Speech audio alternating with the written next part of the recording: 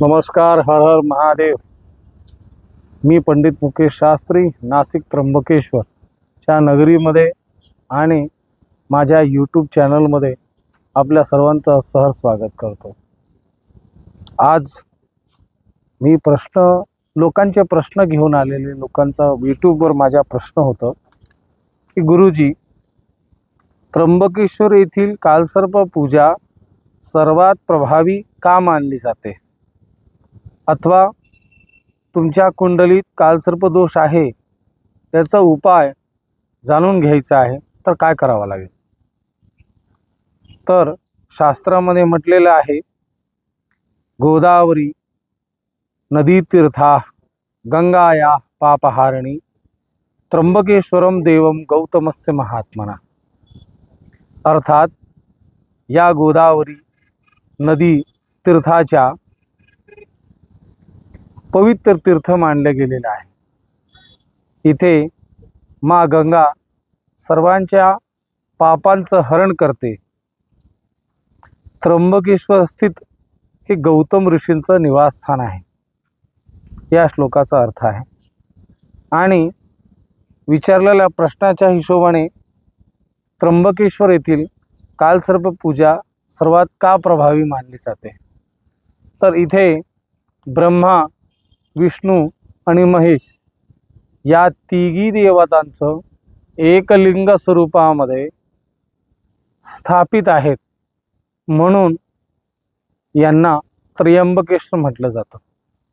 म्हणजे अंबा, अंबिका, अंबालिका त्यांच्यासह विराजमान ब्रह्मा, विष्णू आणि महेश ही तिघी देवता एक स्वरूपात आहेत, म्हणून त्र्यंबकेश्वर तीर्थक्षेत्र मानलं गेलेलं आहे.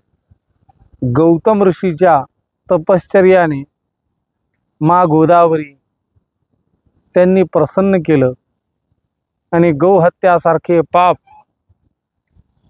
त्यांना जे लांछन लागलं होतं त्या लांछनातून मुक्ती मिळाली. इथे लोक आधी व्याधी पीडा निवृत्ती करता लोक येतात आणि प्रभावी याकरता मानली जाते ही महाकुंभ नगरी आहे. याच ठिकाणी अमृत चे काही थेंब पडले होते, ते कुशावर्त तीर्थ. मी जिथे बसलोय ते प्रयाग तीर्थ, तीर्थांचा राजा मानला गेला आहे आणि बाजूला गोदावरीचं तट आहे. या ठिकाणी लोक आपापल्या मनोकामना परिपूर्ण करण्याकरता एक तांत्रिक सिद्धपीठ पण मानले गेलेले आहे. इथे सकल कामना परिपूर्ण होते, याकरता लोक लांबून लांबून येतात. ज्याला संतती नसेल तर संततीची कामना परिपूर्ण होते, ज्याचा विवाह होत नसेल तर विवाहाची कामना परिपूर्ण होते, ज्याला संतती होत नसेल त्याला संतती प्राप्त होते, ज्याची आर्थिक स्थितीमध्ये बदल होत नसेल, कर्जबाजारी वाढत असेल तर त्याचं कर्जबाजार आणि आर्थिक स्थिती मजबूत होते. आणि सकल इच्छित कामना, सकल जेवढ्या इच्छा असतात, भौतिक सुख असतात, त्या कामना परिपूर्ण करण्याकरता लोक कालसर्प करायला इथे येतात. काल म्हणजे वेळ, सर्प म्हणजे बंधन. त्या बंधनातनं वेळेला ज्यांनी बांधून ठेवलेलं आहे त्या कालचक्राने तुम्हाला सुटका मिळायला पाहिजे आणि तुमचं काम सुरळीत होण्याकरता कालसर्पाचं पूजन केलं जातं. याचे 12 प्रकार असतात. मी माझ्या अन्य व्हिडिओमध्ये बोललेलो आहे. अनंत, कुलिक, वासुकी, शंखपाल, पदम, महापदम, तक्षक, कर्कोटक, शंखचूड, घातक, विषधर, शेषनाग असे हे कालसर्प असतात. प्रत्येक कालसर्पाचं पूजन हे वेगवेगळ्या नागांचं आवरण केलं जातं. त्यांचं नुसतं पूजन करून नाही चालणार, तर ते लागतं कोणामुळे? राहूमुळे लागतं.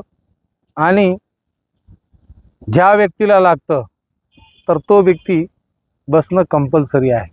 म्हणून राहुकेतूचा जप करून मग नागप्रतिष्ठा करा, ज्याच्याने तो कालसर्पदोष संपतो.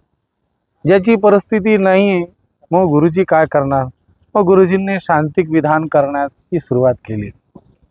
पण शास्त्रसंमत असं आहे की राहुकेतूचा जप करून मगच नागप्रतिष्ठा झाली पाहिजे. पण याच्यामध्ये परिस्थिती यजमानची नसल्यामुळे हे काही लोक शांतिक करतात, काही लोक महापूजा करतात. परंतु राहुकेतूचा जप करून मगच कालसर्प महापूजा अथवा नागप्रतिष्ठा करा, ज्याच्याने हा कालसर्पदोष संपून जातो.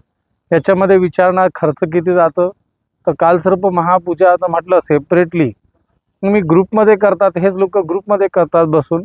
मी ग्रुपचं मला माहिती नाही, परंतु सेपरेटली विधिवत करायला गेलं तर 5100 रुपये खर्च येतं.